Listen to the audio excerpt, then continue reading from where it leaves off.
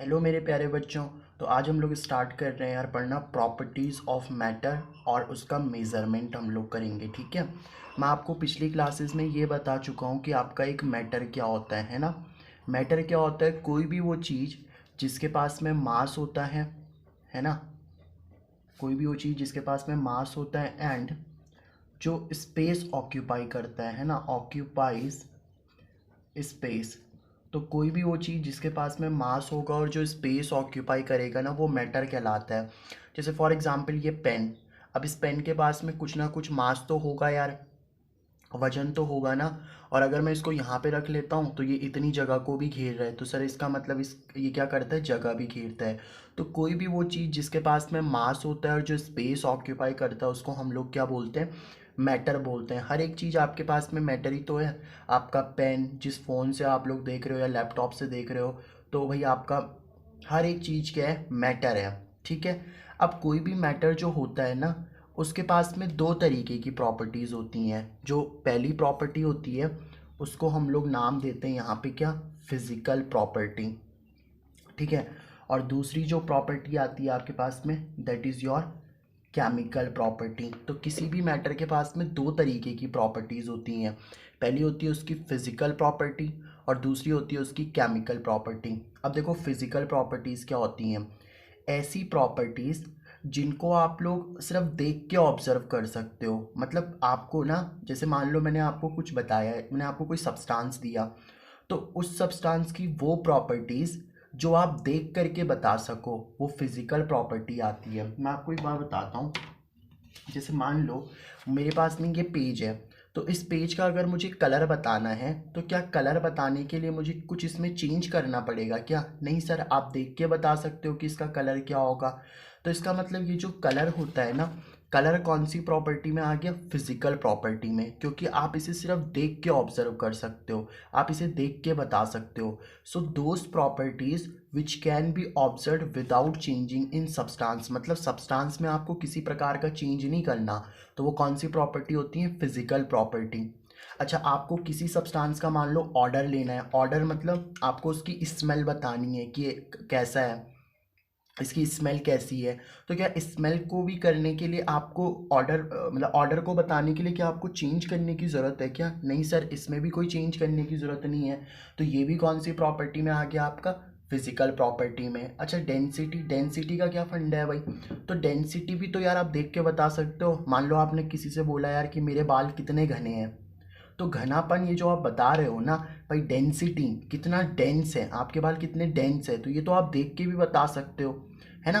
तो डेंसिटी कौन सी प्रॉपर्टी में आ जाएगी? फिजिकल प्रॉपर्टी में। मेल्टिंग पॉइंट और बॉइलिंग पॉइंट ये भी फिजिकल प्रॉपर्टी में आते हैं। मैं आपको बताता हूँ इसका रीज़न क्यों। देखो, जैसे मान लो आपके पास में क्या है, फॉर एग्जांपल आपके पास में वाटर है। वाटर अभी आपका लिक्विड फॉर्म में है, ठीक है। वाटर किस फॉर्म में है? आपका लिक्विड फॉर्म में है। अब मैंने क्या करा, ये चलो आइस ले लेता हूँ पहले मैं। मेरे पास में आइस था जो कि पहले सॉलिड फॉर्म में था, ठीक है सर। अब मैंने आइस को क्या करा? मेल्ट करा। आइस को क्या करा मैंने? मेल्ट करा। तो जब आप आइस को मेल्ट करोगे तो वो वाटर में कन्वर्ट हो जाएगा। यानी कि आपको मेल्टिंग पॉइंट बता रहा है ना यहाँ पे भाई, जिस टेम्परेचर पे आइस आपका वाटर में कन्वर्ट होना स्टार्ट हो जाएगा, वो उसका मेल्टिंग पॉइंट होगा, ठीक है। अच्छा, तो अब आप एक बार बताओ, जब आपने आइस को वाटर में कन्वर्ट किया, तो पहले भी भाई वो पानी था। अगर आप एक बार बताओ, पानी का जो फॉर्मूला होता है वो क्या होता है? H2O। केमिकल फॉर्मूला क्या होता है? H2O होता है ना। तो जब वो आइस फॉर्म में था तब भी उसका जो केमिकल फॉर्मूला था वो H2O था, और बाद में भी उसका केमिकल फॉर्मूला क्या था? H2O था। यानी कि H2O तो चेंज ही नहीं हो रहा, पहले भी वो पानी था और बाद में भी वो पानी था, बस उसकी फिजिकल स्टेट बदल गई यहाँ पे, है ना। किसमें चेंज आया यहाँ पे? सिर्फ किसमें चेंज आया? चेंज इन फिजिकल स्टेट, ठीक है। तो क्योंकि देखो सिर्फ फिजिकल स्टेट में चेंज आ रहा है, सब्सटेंस थोड़ी ना बदल रहा है। वो पहले भी भाई पानी था, अभी भी पानी ही है। अब पहले भी वाटर था, अब भी वाटर ही है। तो ये फिजिकल प्रॉपर्टी में आएगा, ठीक है।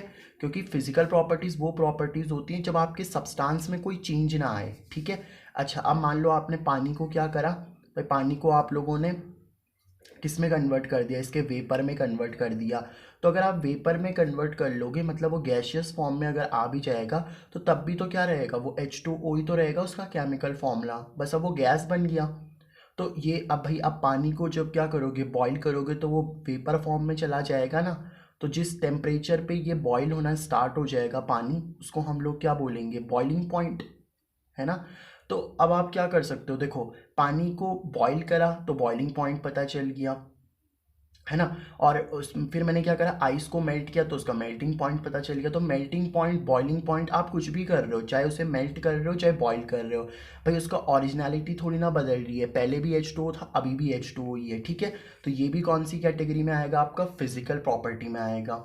अब नेक्स्ट प्रॉपर्टी आती है आपके पास में केमिकल प्रॉपर्टी। तो केमिकल प्रॉपर्टी क्या होती है, देखो वो प्रॉपर्टीज़, है ना, वो प्रॉपर्टीज़ जिनको ऑब्जर्व करने के लिए आपको सब्सटेंस के अंदर कुछ चेंज करना पड़ेगा, ठीक है। Those properties which can not observe without changing इस सब्सटेंस, मतलब अगर जब तक आप सब्सटेंस में कुछ चेंज नहीं करोगे ना तो आपको ये केमिकल प्रॉपर्टी नहीं दिखाई देगी। जैसे पहला एग्जांपल है इसका कंबस्टिबिलिटी। कंबस्टिबिलिटी का मतलब क्या होता है भाई, कंबस्टिबिलिटी का मतलब होता है कि कोई भी सब्सटेंस ऑक्सीजन की प्रेजेंस में कितने अच्छे से जलता है। आप एक बात बताओ, किसी भी चीज़ को जलने के लिए ऑक्सीजन की ज़रूरत जरूर होती है ना। कोई भी चीज़ अगर जलना चाहती है तो उसके लिए ऑक्सीजन की रिक्वायरमेंट होती है। तो कंबस्टिबिलिटी का मतलब होता है कि किसी भी चीज़ को ऑक्सीजन के साथ जब मैं रिएक्शन करा दूंगा ना तो वो कंबस्टिबिलिटी शो करेगा। देखो जैसे मान लो आपने क्या करा, फॉर एग्जांपल ये पेपर था, इस पेपर को मैंने क्या करा, इस पेपर को मैंने ऑक्सीजन की प्रेजेंस में जला दिया तो अब ये राख बन जाएगा भाई।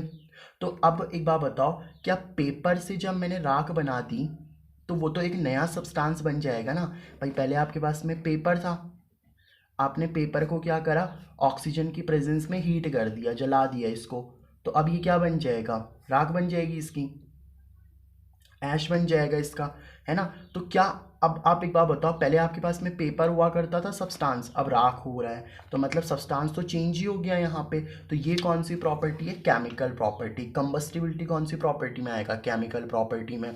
अच्छा जैसे मान लो आप एसिड की रिएक्शन बेस के साथ कराते हो, ये आपने पढ़ा होगा कि जब हम एसिड की रिएक्शन बेस के साथ में कराते हैं, 10th में था ये, तो आपके पास में क्या मिलता है, सॉल्ट प्लस वाटर मिलता है। तो देखो मैं तो ओरिजिनल सब्सटेंस तो मैं क्या लेकर के चला था, एसिड और बेस लेकर के चला था, और अब मेरे पास में क्या बन गया, सॉल्ट और वाटर बन गया, यानी कि यहाँ पे न्यू सब्सटेंस बन रहे हैं, है ना। कौन से सब्सटेंस बन रहे हैं, न्यू सब्सटेंस बन रहे हैं। तो सब्सटेंस मतलब चेंज तो हो रहा है ना यहाँ पे। तो reactivity with acid and base भी कौन सी वाली प्रॉपर्टी में आ जाएगा, आपका केमिकल प्रॉपर्टी में। तो केमिकल प्रॉपर्टीज ऐसी प्रॉपर्टीज होती हैं ना जब आपको कुछ सब्सटेंस के अंदर चेंज करना पड़े, ठीक है। तो जब सब्सटेंस के अंदर चेंज होगा तभी वो प्रॉपर्टीज आपको दिखाई देंगी, तो वो केमिकल प्रॉपर्टीज में होती हैं, ठीक है सर। तो हमें मैटर की प्रॉपर्टी समझ में आ गई कि किसी भी मैटर की दो तरीके की प्रॉपर्टी होती हैं, पहली होती है उसकी फिजिकल प्रॉपर्टी और दूसरी होती है उसकी केमिकल प्रॉपर्टी। अब आप एक बात बताओ, कोई भी आपके पास में मान लो मैटर है, उस मैटर का मेजरमेंट करना तो जरूरी है ना यार। देखो जैसे मान लो ये पेन है, अब इस पेन की लेंथ कितनी है ये भी मुझे बताना पड़ेगा, इस पेन का वजन कितना है ये भी मेरे को बताना पड़ेगा। तो यानी कि कोई भी मैटर होता है ना उसका मेजरमेंट करना बहुत ज़रूरी है। तो जैसे आपको किसी मैटर का मेज़रमेंट करना है ना तो आप कैसे उसका मेज़रमेंट कर सकते हो, देखो जैसे मान लो मुझे एक रूम की लेंथ बतानी है, एक रूम है मान लो और उस रूम की कितनी लेंथ है, तो मान लो उसकी लेट से उसकी लेंथ जो है ना वो 6 मीटर है। तो देखो आपको मेज़रमेंट करने के लिए दो चीज़ों की ज़रूरत है। आप सिर्फ इतना नहीं बोल सकते ना कि उसकी लेंथ 6 है, आपने ये तो नहीं बोल सकते ना भाई रूम की जो लेंथ है वो सिर्फ 6 है। तो 6 से क्या पता चलेगा कि भाई वो 6 मीटर है कि 6 किलोमीटर है कि 6 सेंटीमीटर है, मतलब हमें एक यूनिट भी चाहिए। तो किसी भी मैटर का मेज़रमेंट करने के लिए ना, किसी भी मैटर का मेज़रमेंट करने के लिए आपको दो चीज़ों की रिक्वायरमेंट होती है, एक होती है न्यूमेरिकल वैल्यू और एक होती है यूनिट, है ना। एक न्यूमेरिकल वैल्यू एक यूनिट। जैसे मान लो आप मार्केट गए, मार्केट से आपको मैंगो लाने हैं, कितने मैंगो लाने हैं भाई, 2 मैंगो। अगर मैं सिर्फ इतना बोल दूं कितने मैंगो लाने, 2 मैंगो, तो आप कंफ्यूज नहीं हो जाओगे कि यार 2 मैंगो लाने या 2 केजी मैंगो लाने, कितने मैंगो लाने, समझ रहे हो मेरी बात को? तो यहाँ पे हम लोग बोल सकते हैं, मान लो मेरे को 2 kg मैंगो लाने, तो देखो एक हमें न्यूमेरिकल वैल्यू की ज़रूरत हुई और एक हमें यूनिट की ज़रूरत हुई, ठीक है। तो किसी भी मैटर का मेजरमेंट करने के लिए 2 चीज़ों की रिक्वायरमेंट होती है, एक होती है न्यूमेरिकल वैल्यू, एक होती है यूनिट। तो अब हम लोग इन्हीं यूनिट्स को पढ़ लेते हैं कि कौन कौन सी ये यूनिट्स होती हैं, ठीक है। इनको बोला जाता है SI यूनिट, ठीक है। SI यूनिट मतलब ये स्टैंडर्ड यूनिट है। भाई एक बात बताओ, कई लोग क्या करेंगे, पेन को मीटर में मेज़र करेंगे, 5 मीटर, 10 मीटर, कई लोग इसको सेंटीमीटर में भी मेज़र कर सकते हैं। तो लेंथ को मेज़र करने के अलग अलग तरीके हैं, कई लोग मीटर में मेज़र करते हैं, कई लोग सेंटीमीटर में मेज़र करते हैं।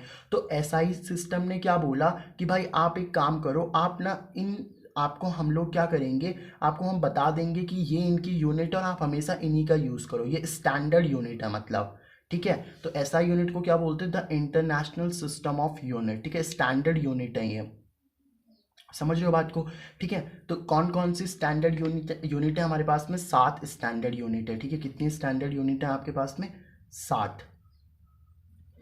तो देखो यहाँ पे मैंने फिजिकल क्वांटिटी लिखा हुआ है। फिजिकल क्वांटिटी का मतलब क्या होता है, वो क्वांटिटीज जिनको आप मेज़र कर सकते हो। जैसे इस पेन की लेंथ को मैं मेज़र कर सकता हूँ, है ना, इस पेन के मास को मैं मेज़र कर सकता हूँ, समझ रहे हो बात को, है ना। लेकिन मैं ये मेज़र नहीं कर सकता कि ये जो पेन है, इस पेन की स्मेल कितनी है, ये तो मेज़र नहीं कर सकते ना भाई आप।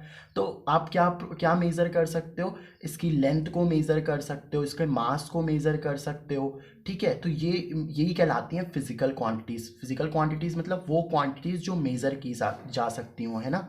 फिजिकल क्वांटिटी का मतलब होता है मेज़रेबल क्वांटिटीज़, जिनको आप लोग क्या कर सकते हो, मेज़र कर सकते हो, ठीक है, वो फिजिकल क्वांटिटीज़ होती हैं। तो देखो कौन कौन सी फिजिकल क्वांटिटीज़ होती हैं, एक होती है लेंथ, है ना। मैंने इसके लिए ट्रिक बनाई है, देखो आप इसको ऐसे याद कर सकते हो, ये ट्रिक है इसकी, ठीक है। ऐसे याद कर लो, लो मेरी तुम इतनी तारीफ करो कि मैं अपना लोटस तुम्हें दे दूं, है ना। लोटस मतलब समझते हो ना भाई, कमल का फूल, ठीक है। तो लो मेरी तुम इतनी तारीफ करो कि मैं अपना लोटस तुम्हें दे दूं। अब लो से आ जाएगा लेंथ, और लेंथ की SI यूनिट क्या होती है, मीटर होती है, ठीक है। लेंथ की SI यूनिट क्या होती है, मीटर, और मीटर का सिंबल होता है स्मॉल m। फिर मेरी से आ जाएगा मास, और मास की यूनिट क्या होती है, किलोग्राम, है ना, और किलोग्राम का सिंबल क्या है, kg। टाइम से क्या आ जाएगा, मतलब तुम से क्या आ जाएगा, टाइम, और टाइम की SI यूनिट क्या होती है, सेकेंड, सेकेंड का सिंबल क्या होता है, s, स्मॉल s, ठीक है। फिर इतनी से आ जाएगा इलेक्ट्रिक करंट, और इलेक्ट्रिक करंट की जो SI यूनिट होती है वो क्या होती है, एम्पियर, एम्पियर का सिंबल होता है कैपिटल A।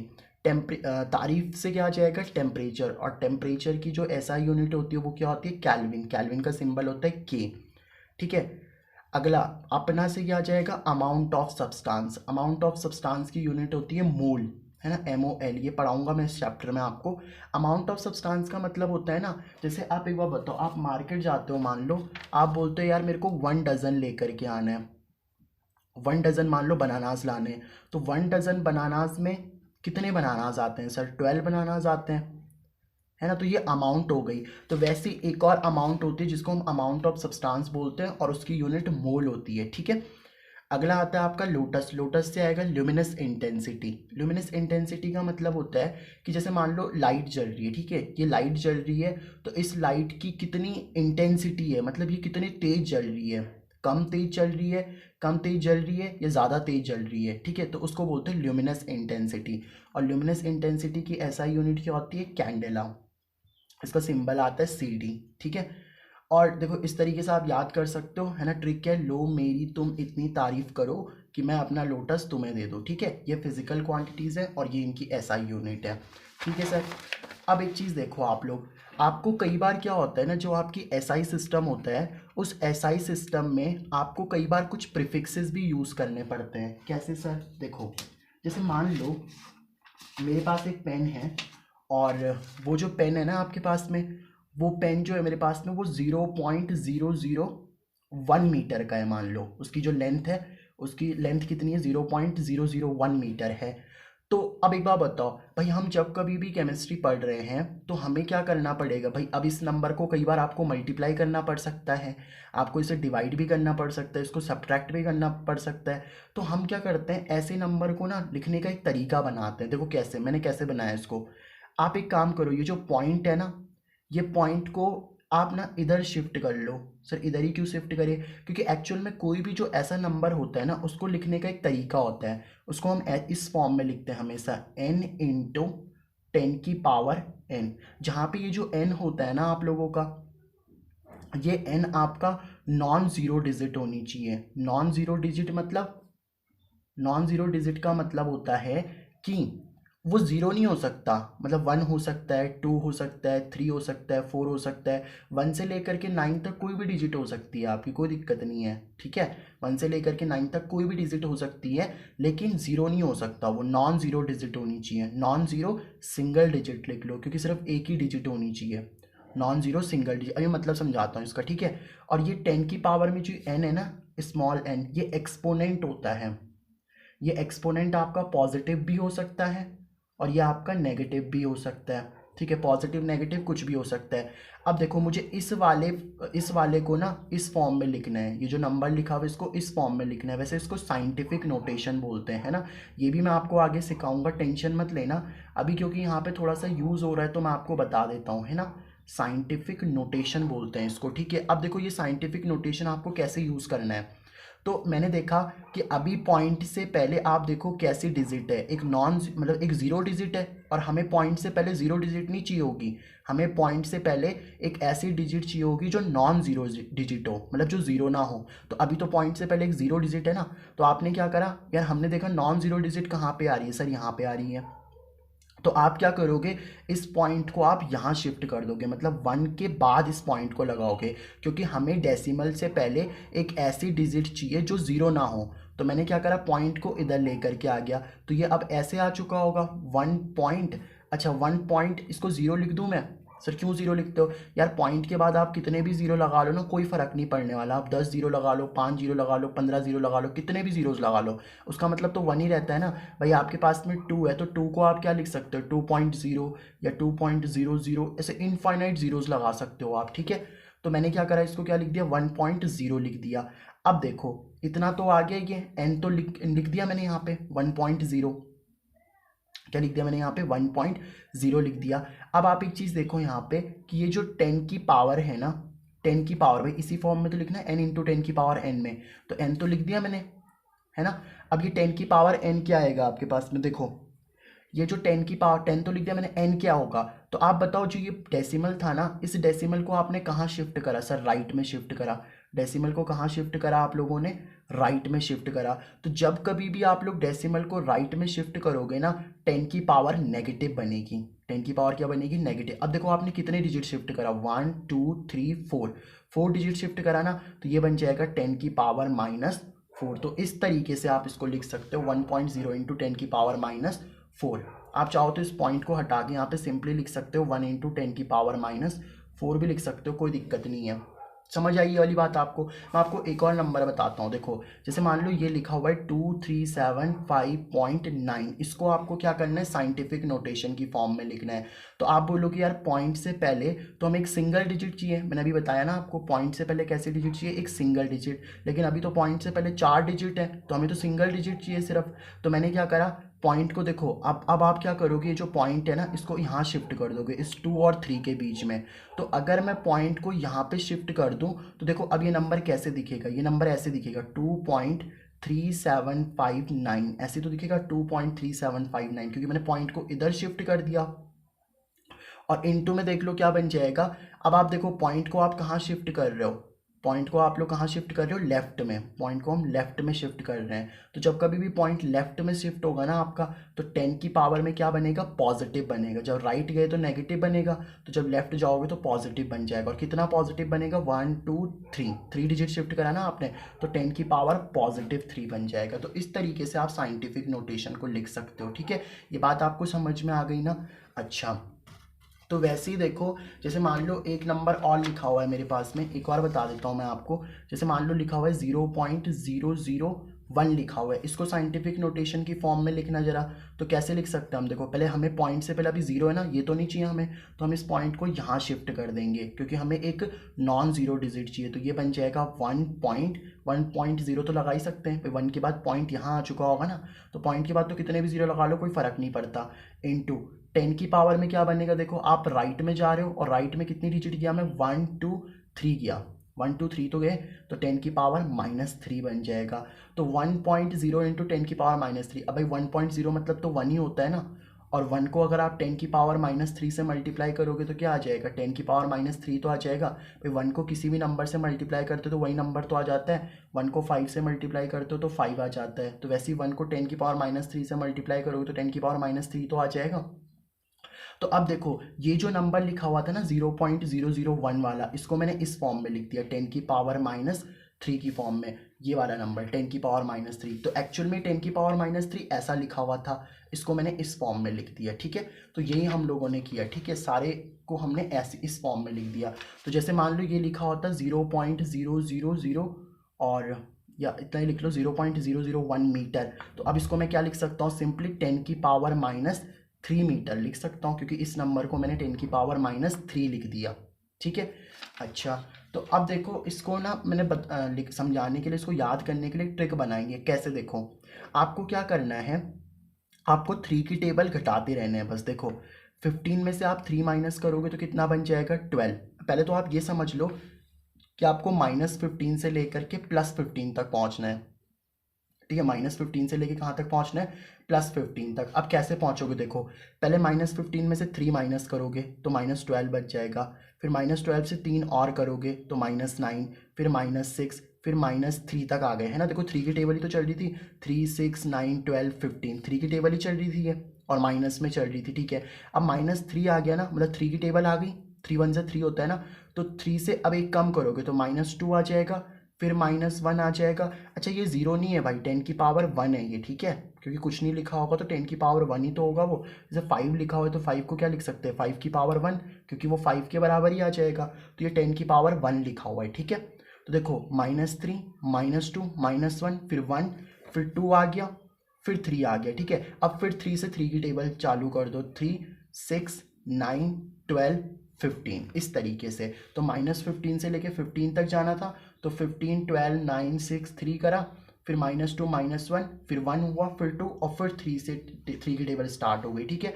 तो ये आपको समझ में आ गया। अब इसको याद कैसे करना है, देखो इसको याद करना है आपको, फिल्मी पंडित ने मुर्गी को मक्खन चुरा कर दिया दोस्तों, ठीक है। पहली ट्रिक क्या है, फिल्मी पंडित ने मुर्गी को मक्खन चुरा कर दिया दोस्तों। तो फिल्मी से आ जाएगा फेम्टो, पंडित से आ जाएगा पीको, ने से आ जाएगा नैनो, मुर्गी से आ जाएगा माइक्रो, मक्खन से आ जाएगा मिली, चुरा से आ जाएगा सेंटी, दिया से आ जाएगा देसी, और दोस्तों से आ जाएगा डेका।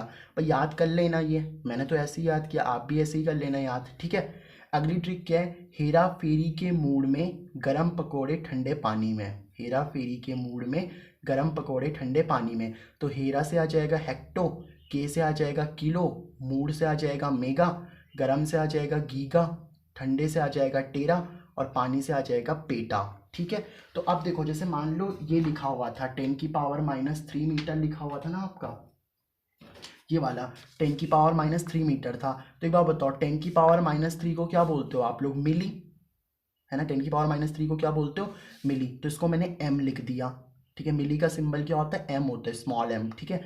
मेरे को सिंबल भी लिखाने थे यार इनके, है ना, चलो बता दूंगा मैं अभी। तो 10 की पावर -3 को मैंने क्या बोल दिया, मिली, और ये चल रहा है आप लोगों का क्या, मीटर, तो ये बन जाएगा आपका मिलीमीटर, सुना होगा आपने, है ना, मिलीमीटर।